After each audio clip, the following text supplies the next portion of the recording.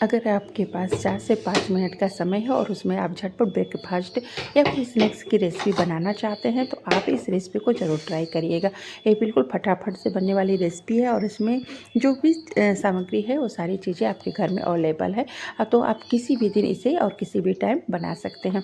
इसके लिए बहुत ज़्यादा झंझट नहीं है, आपको कोई भी मैदा और सूजी जैसी चीज़ें बाहर से नहीं मंगानी है, बल्कि जो गेहूँ का आटा होता है घर घर में होता है, बस उसी आटे से बनाना है। और इस तरीके से जो भी आपके पास जितनी भी टाइप की सब्जियां बची हैं इस तरीके से ले लेना है। आप चाहे तो ग्रेट कर लें, चाहे तो छोटे छोटे टुकड़ों में इसे काट सकते हैं।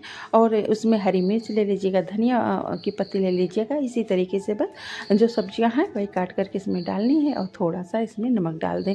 और आप चाहें तो यहाँ पे इसमें जीरा, भुना जीरा का पाउडर और काली मिर्च भी स्वाद बढ़ाने के लिए डाल सकते हैं।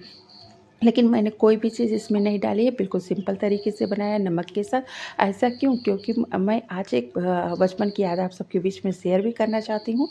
मेरी ही क्या, आप सब में से बहुत लोगों की वो याद हो सकती है जिसकी जिसने भी मतलब उस तरीके की रेसिपी खाई है, मुझे कमेंट करके बताइएगा।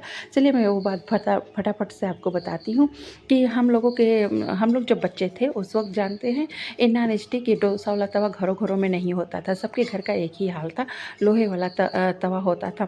तो सर्दियों में यूपी और बिहार में मतलब गुड़ घर घर होता है।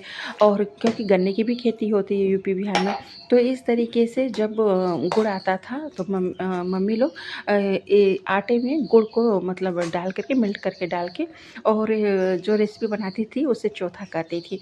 और मैंने जैसे बताया कि और ये वाली रेसिपी भी मम्मी और दादी ही बनाती थी। जब सब्जी जो कई किस्म की सब्जियां घरों में बोई जाती थी तो सबसे एक एक दो दो जो सब्जी निकलती थी कभी कभी, इस तरीके से ला करके और सारे सब्जियों को काट के डाल के और इसी तरीके से बेटर बना करके और सिर्फ नमक डाल के बनाया जाता था। लेकिन सबसे मज़ेदार बात यह है उस वक़्त की कि आज तो न घर घर में ये डोसा वाला तवा है, नॉन स्टिक तवा है, तो पूरे जो ये चीला बनाते हैं उसका कितना अच्छा शेप आता है ना।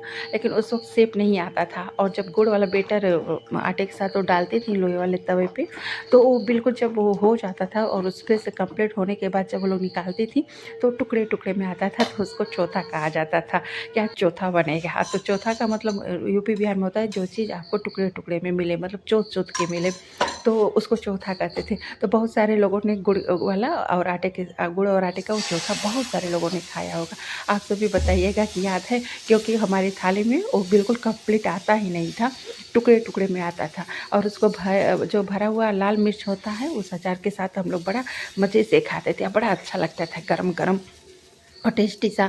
और जब खेत से सब्जियां आती थी एक एक दो दो करके, तो इस तरीके का बनता था। और ये भी इसको भी चौथा ही कहा जाता था, क्योंकि इसका भी आकार बिल्कुल कंप्लीट नहीं आता था कभी थाली में। तो इस तरीके से मम्मी और दादी लोग बनाती थी उस दिन, यही बनता ही था कि अब चौथा बनेगा। बड़ा शोर रहता था चौथा वाले रेसिपी की। तो अभी भी कौन कौन चौथा की रेसिपी बनाता है या किसने किसने खाया है, आप सभी कमेंट करके बिल्कुल बताइएगा। बहुत स्वादिष्ट लगता था ना सर्दियों के दिनों में। तो चलिए ठीक है, वो सब बातें बचपन की थी और हमारे मम्मी दादी की रेसिपी की थी, तो उनको करते हैं इस रेसिपी के माध्यम से सलाम। और लेकिन और इस तरीके से देखिए नॉन स्टिक तवे पे अभी तो बहुत अच्छा से चीला बन जाता है, बच्चों को बहुत पसंद आता है। तो आप अपने बच्चों को उनके मनपसंद सॉस के साथ, चटनी के साथ इसको ज़रूर सर्व करिएगा।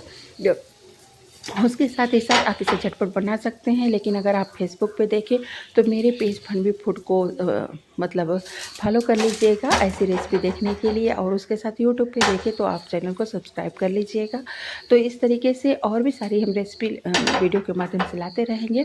लेकिन आप सबको एक मेरी बचपन की बात और किसने किसने चौथा खाया है और आज की रेसिपी कैसी लगेगी बिल्कुल कमेंट करके बताइएगा। और आपको अच्छा लगे तो लोगों के पास शेयर ज़रूर करिएगा। देखिए कितना ट्रांसपेरेंट लग रहा है ना, अच्छा सा दिख रहा है। तो इसे ज़रूर बनाइएगा, इसे ज़रूर एक दिन ट्राई करिएगा। मिलते हैं अपनी अगली वीडियो में, बाय।